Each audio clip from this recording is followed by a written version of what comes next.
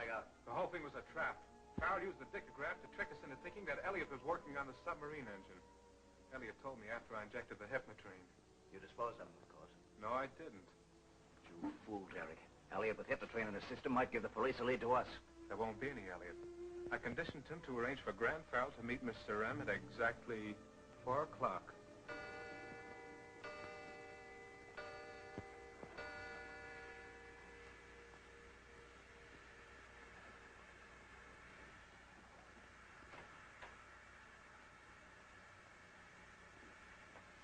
Elliot?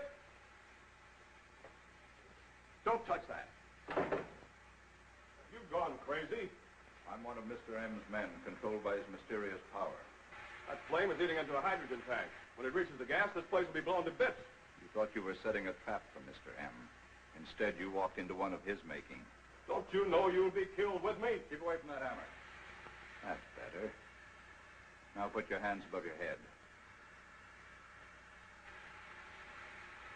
We haven't much more time, Elliot. Mr. M wanted you to receive one final message.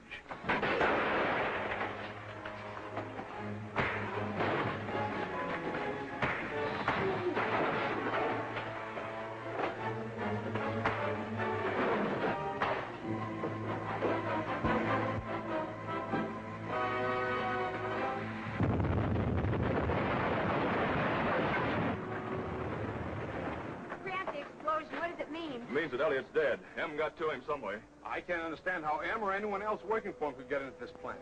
Elliot went absolutely crazy. Claimed he was one of M's men. Was bragging about the secret power M controls. Then the whole thing's beyond me. Well, it's so far over my head, I'm going to telegraph Washington. See what they can suggest.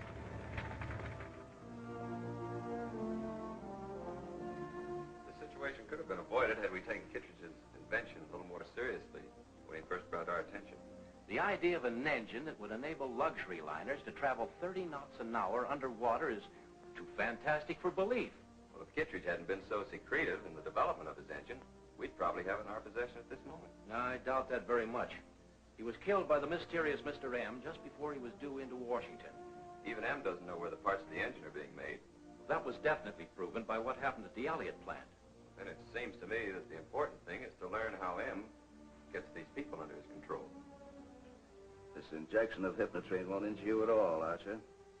You remain perfectly normal in all respects. Maybe. For too many people you've given that stuff to have died. You didn't, Archer. Me? Yes. I experimented with you a long time ago. You suffered no ill effects. I don't remember anything about it. Under the influence of Hypnotreme, you remember only what you're told to remember. Nothing else. But if you've given me that chemical once, why do you have to give it to me again? You were conditioned for just one purpose. I want information now about the man who's stolen the name I created. Mysterious Mr. M. I've already told you. You're the only Mr. M I know. This man is aware of the Kittridge submarine engine. He knows that I'm Anthony Waldron, and I'm keeping my grandmother under a hypnotic. And that Marina and Derek Lamont are working with me. It's too much information in the hands of someone that I don't know. I didn't tell him. I've never even seen him. All I know about him is the recordings he left here. Are you sure you don't know how he got them into the house? Honestly, I don't. Go ahead, use the Hypnotreme. You'll see I'm telling the truth.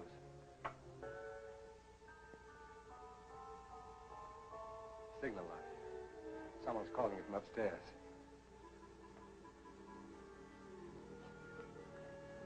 We let it rest for the time being. Put guards around the grounds. I want to know the time that anyone enters or leaves. I'll attend to it right away.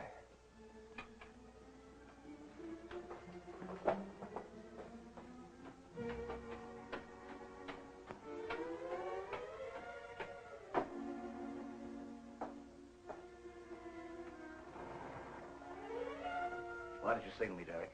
Weatherby, the lawyer, and Shirley Clinton, the insurance investigator, are with Grandma Waldron. Brings those two here, and together. I don't know. Marina will tell us, of course, but I thought you'd want a first-hand report. Well, don't even trust your own sister, eh? The way things are now, I don't trust anybody. Safer that way. I'll listen in.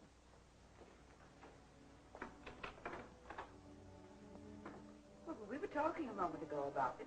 I didn't understand that any of my property had burned. It hasn't, but perhaps Miss Clinton can explain it better than I.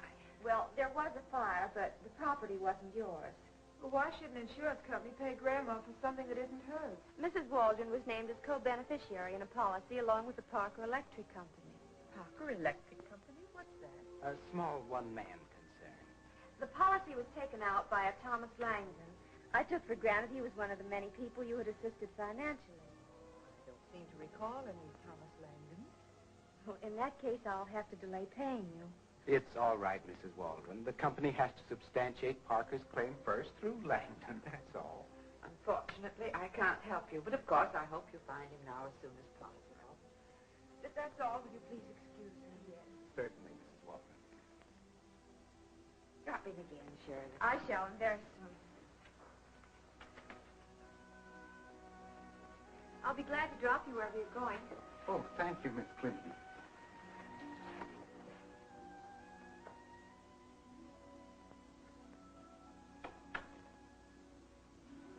Won't you sit down, Grandma? No, thanks, dear. I'm tired. Tell Marina I've gone to my room. I'll do that, Grandma.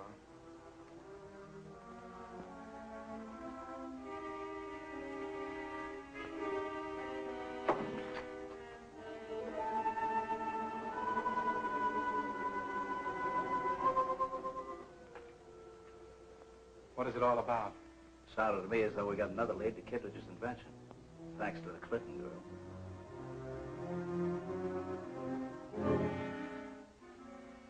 So that's why I'm inclined to believe that Langdon's real name will turn out to be Kittridge.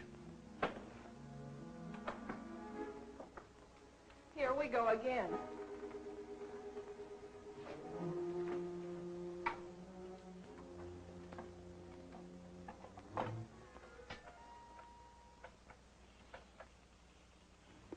By the time you receive this, you will have had a visit from Shirley Clinton and Weatherby.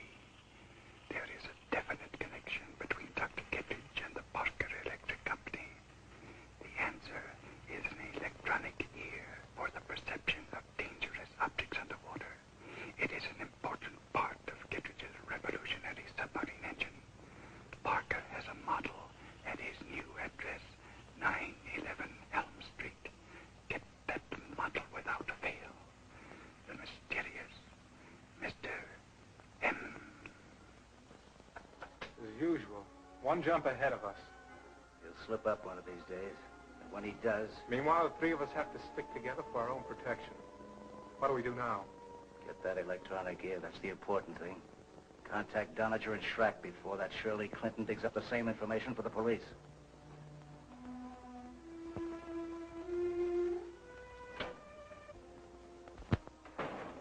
Grant, I ran across something I'm sure is going to pay off. Look at this.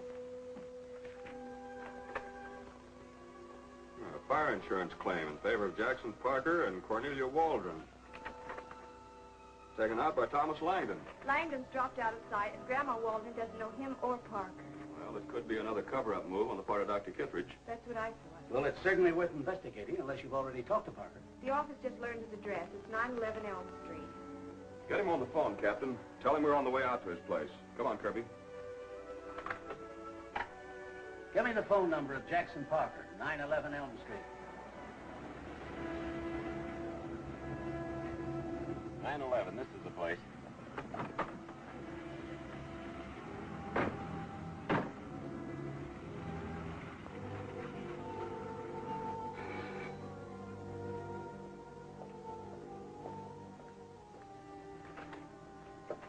Your name, Parker? Yes. I wasn't expecting you so soon. You own the Parker Electric Company? I did until the factory burned down. We understand you're working on something called the electronic ear. The model is right over here on my desk with the plans.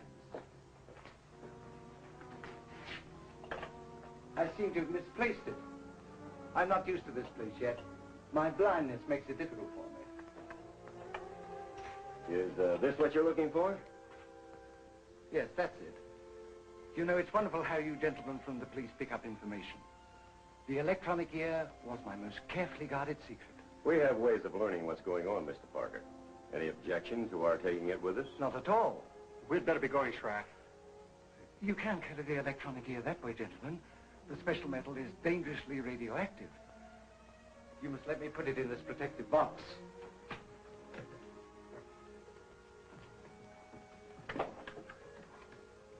There you are, gentlemen. Well, thank you for all your trouble. I hope I've been a help. You have no idea how much help you've been. Of course, my property will be returned when you're through it. Sure, Mr. Parker. We'll return it to you.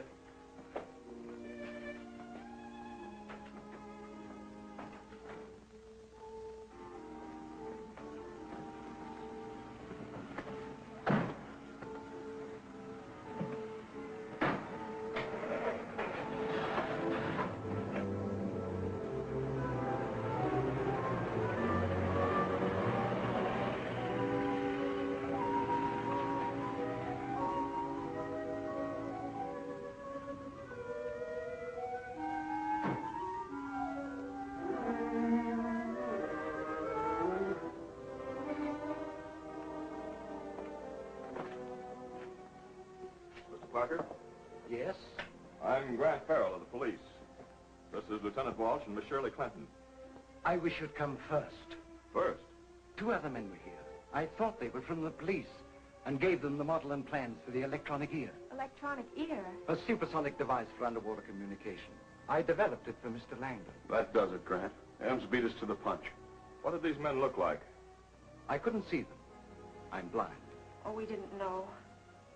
Captain Blair told me your names over the phone. So I became suspicious when I heard one called Shrek. And you had to play along. But I told them the ear was dangerous because of its high radioactivity and put it in a protective box. That box is a direction finder. Then we can follow them? Precisely. If you'll step over here to this map. This operates on the radar principle. The direction finder itself is a small radio sending set. The receiver, coordinated with the map, receives the radio waves and translates them into actual locations here on the map. It's an improvement over the old-fashioned method of triangulation. Well, I'll say it's an improvement. Well, according to this, they're on Main Street heading for the waterfront. This is a shortwave transmitter. If you've a radio in your car, one of you can stay here and relay directions to the others from the chart on the map. Shirley, you stay here with Mr. Parker. We'll call you from the car.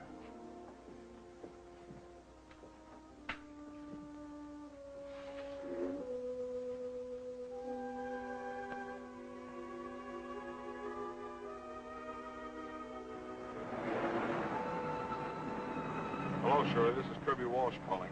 Where are you? On Main Street, moving toward the Bay District. They're still heading in that direction.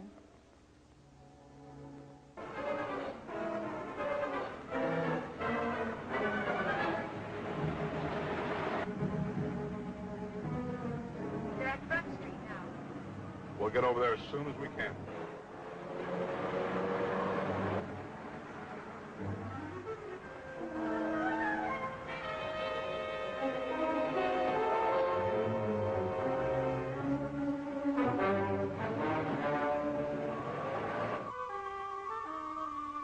They stopped on the 500 block Front Street, but they're on their way again.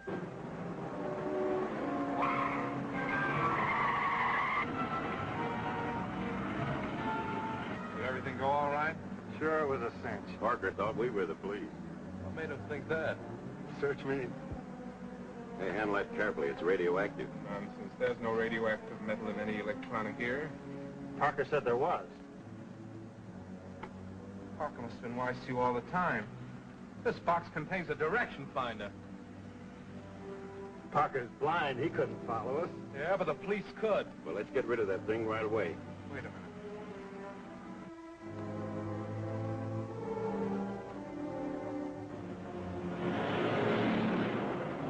How long would it take you to drive out through the High Tower Road? About 20 minutes. What time does your watch say? 2:35.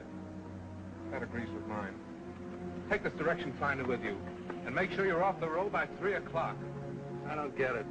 At exactly 3 o'clock, things are going to start to happen out there. And when they do, nothing will be able to stop them. Then all we have to do is drive out through the High Tower Road. That's right. Let me off now. I've got to get to a phone.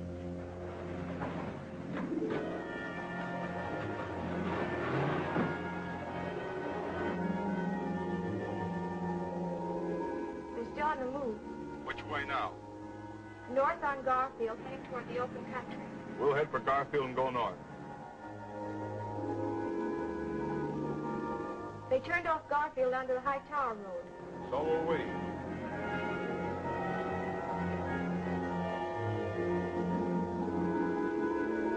Where are you now, Kirby? On the High Tower Road.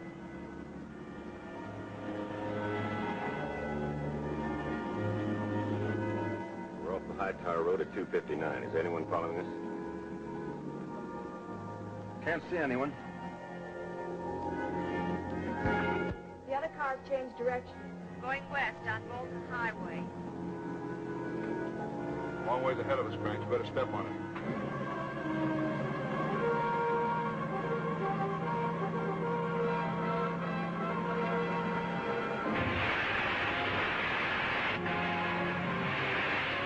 What did that? Your guess is as good as mine.